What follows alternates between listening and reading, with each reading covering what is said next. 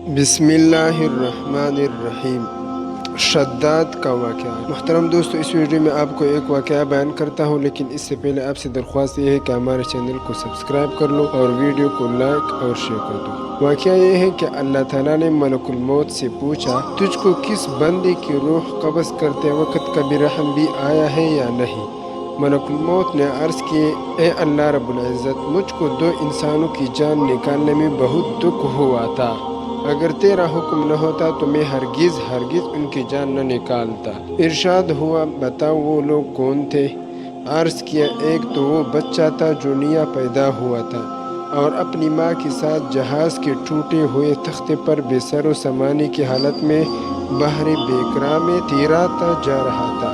اس وقت اس بچے کا واحد سہارا تمام کائنات میں اس کی ماں تھی۔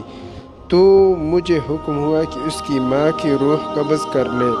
اس وقت مجھے اس بچے پر بے حد رحم آیا تھا، کیونکہ اس کے بچے کا اس کی ماں کے سوا کوئی دوسرا خبر گیر نہ تھا اور بھوکا پیاسا بچہ اپنی ماں کی دودھ کے لیے ترس رہا تھا۔ اور باری تعالیٰ دوسرا ایک بادشاہ تھا جس نے ایک شہر کمال آرزو سے ایسا بنوایا تھا کہ ویسا شہر دنیا میں کہیں نہیں تھا۔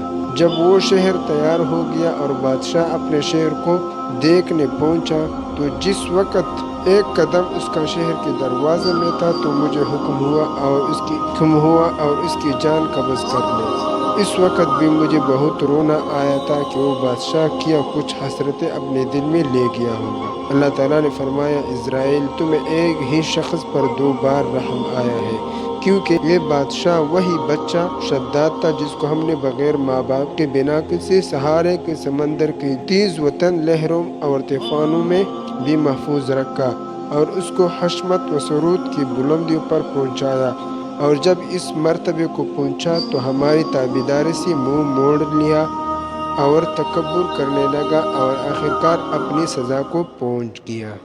جزاک اللہ۔